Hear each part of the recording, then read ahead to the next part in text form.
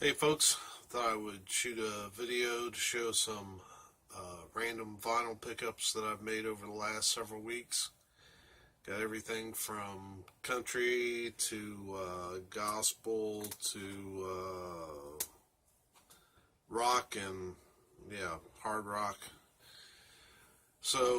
But before I get into that, I just got one small rant. It's kind of frustrating being on a diet. I'm on a low carb diet. Choices are kind of limited as to what I can have. And I was in a drugstore, I think it was Walgreens, and I picked up some peanuts, left, started eating the peanuts, and got a rude awakening.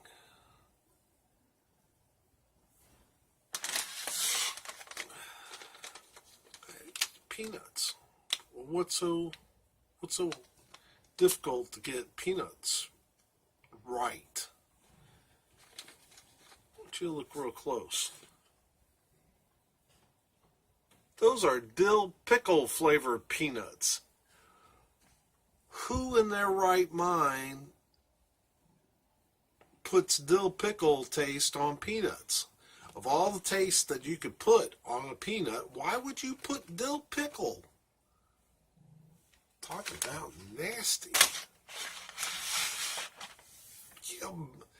I could maybe see a bacon flavored peanut, but dill pickle? I can't believe anybody walks into a store and sees a dill pickle peanut.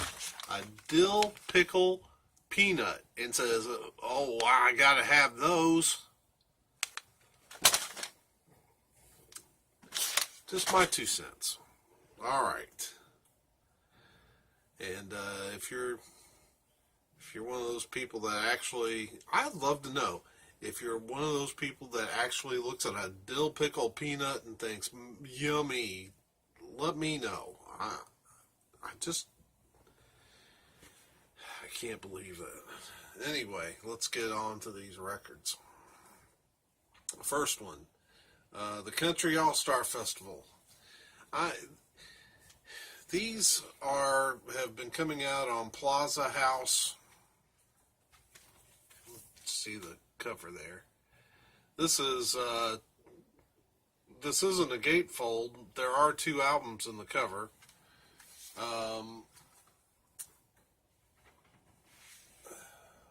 There you go. It's on this Plaza House label. I've seen a number of these. I have one. I think mine is split between Buck Owens and Tennessee Ernie Ford. Both of whom I believe, are on this one. I know who's on this one. Roy Clark, Merle Haggard, Strangers, Linda Ronstadt, Buck Owens, Buckaroos, Charlie Louvin, Wanda Jackson. A lot of good folks on this album. I could have swore Tennessee Ernie Ford was on my other one. But anyway, I usually see these, they're usually split, one side one artist, one side another artist, but this is a 2-album compilation. Was glad to pick it up. There's some pictures of the folks on the back. That was only a couple bucks. Then Jerry Clower, On the Road. Love some Jerry Clower. Kind of a simple back. I love this cover, mainly because it's, I always associate Jerry Clower with Mississippi, Yazoo, Mississippi, to be more particular. But if you look real close, there's a map behind them, and it's Kentucky all the way. There's Louisville, which is where I'm at. Lexington, where the Wildcats are. And then the only thing is this darn cowboy hat. When I look at the map, there's a ville right here, and I'm pretty sure that's Danville, where I grew up, but his cowboy hat's blocking part of it. So, but yeah, love some Jerry Clower. This is, what label is this on? It's on MCA. Then I found this gospel album, The Best of Mahalia Jackson. Hymns, spirituals, and songs of inspiration. Again, this is not a gatefold, but it is a 2-album collection. I got it for a couple bucks. It's on Columbia Special Products label. Looks real good. Can't wait to get that cleaned up. Now, some of these I've already cleaned. I've already run through the spin clean and have actually spun them. This is one of them. This is a good gospel album from Andre Crouch and his Disciples. Andre Crouch and the Disciples on Light Records. I love that old Light Records centering. When they get more toward the 80s, that centering, they change their centering to be more orange. Not much to see here. It is, I do believe it is a gatefold. Yeah, so now here we are with a single album that is a gatefold. Nice gatefold. Looks like a photo album.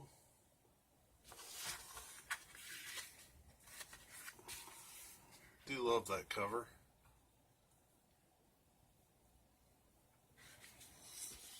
Good album.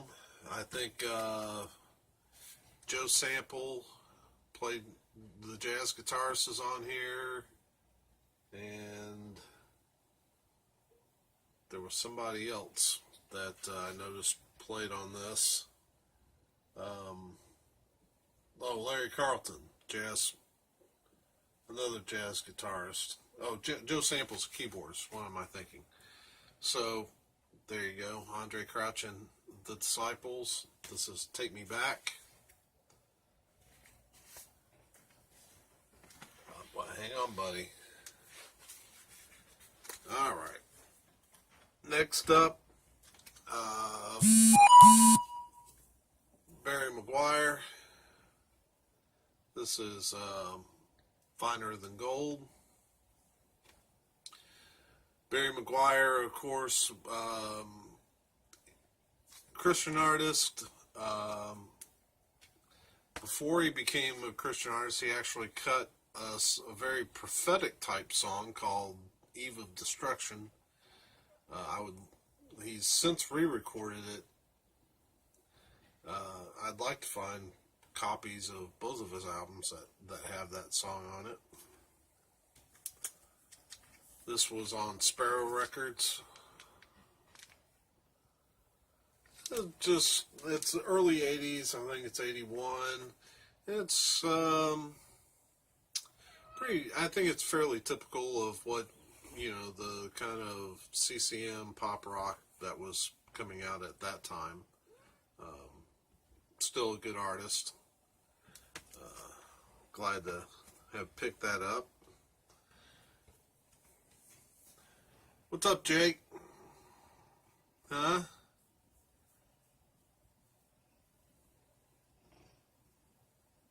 Being a good boy this morning? Alright, so then we got Philip Bailey, The Wonders of His Love.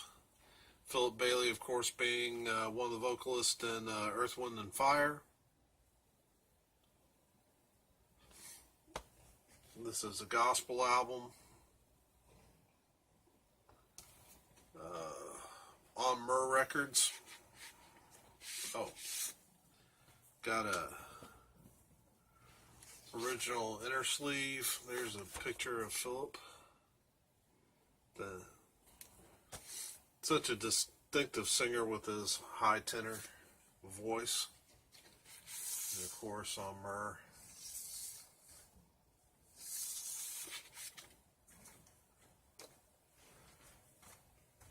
And then I picked up Amy Grant, Unguarded. Also on Myrrh Records. Though this album was very historically significant. She was coming off such great popularity coming off of albums like Straight Ahead and Age to Age, that, and I guess her record sales were such that this was like the first album released after the big distribution deal between A&M or Myrrh Records, which was a label under the Word Records, bigger umbrella. Word Records having several labels like Myrrh Records, Dayspring. Seemed like there were a couple other big labels. They had Reunion, and Amy's success and success of some other folks with Christian music led to a deal where Word then started becoming distributed by A&M Records. This album actually had 5 different covers when it was released. That's how much they were behind this album when it came out. So very significant album in what would be considered contemporary Christian music. It was, and I remember those days. It was unusual then. It felt so different to be able to walk into a mainstream music store and see Christian artists being on the shelves because of the distribution deal. All right, so now maybe this might be an idea for a thread at some point, but I don't know how many folks you go into a period of time. I don't know if you just you just start finding releases by a particular artist, and you just start picking them up, and it seems like all of a sudden, for a period of time, you just keep running into a particular artist. I don't know if it's because you all of a sudden you discover somebody and you become aware, so you start seeing their stuff, or what the deal is. In this case, one band that I found a lot that characterized 2017 for me was Mason Prophet, an Americana kind of band that was led by John Michael Talbot and Terry Talbot. And it seemed like all of a sudden I'm just running into Mason Prophet albums left and right.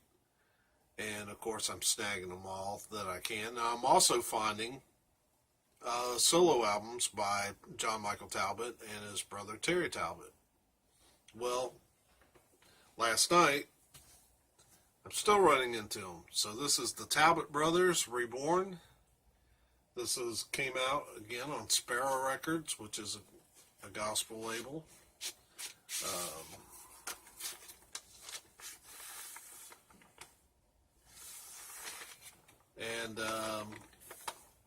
Yeah, so I haven't spun this one yet. I do see that there are some really good musicians playing on this album.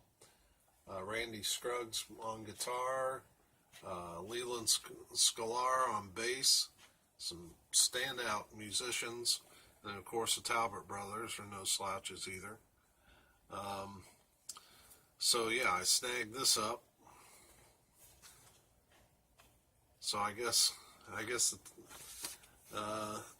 the Talbot brothers are trying to hang in there as far as being one of those bands that I keep finding projects by. But now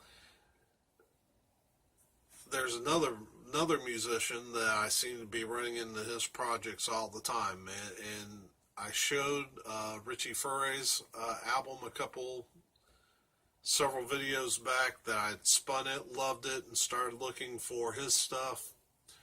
So I picked up several Richie Furry solo albums. I picked up several Poco albums because he was a founding member of both the band Poco and Buffalo Springfield.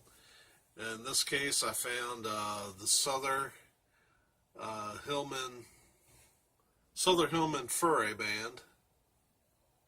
It's kind of a pretty war cover, but the vinyl looked good on it. On Asylum Records. It is a gatefold.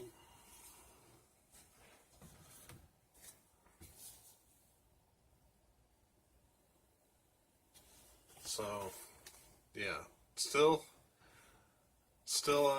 trying to snag everything I can with Richie Furry on it.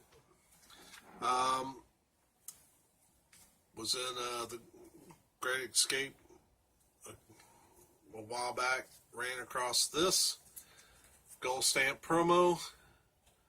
Joan Jett and the Blackhearts. Glorious Results of a Misspent Youth. Love some Joan Jett. Kind of a custom MCA label. MCA Blackheart.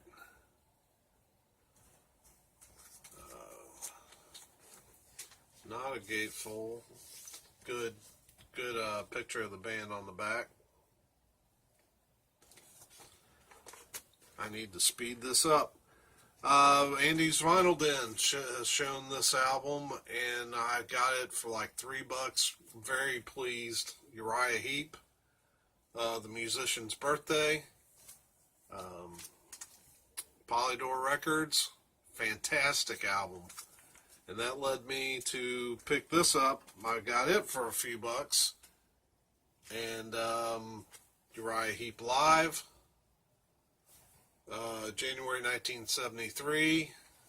I am trying to hurry because I think I'm reaching my limit on time. So it's got a booklet. I didn't even realize that. It's got a booklet in it. Double album.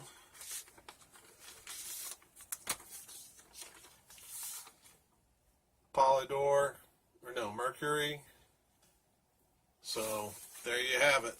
And that's these pickups. I'm going to hurry up and say goodbye because I think my phone's about to cut off. So that's me and Jake. Hoping you have a good weekend. And there'll definitely be more videos coming. So we'll see you soon. Have a good one.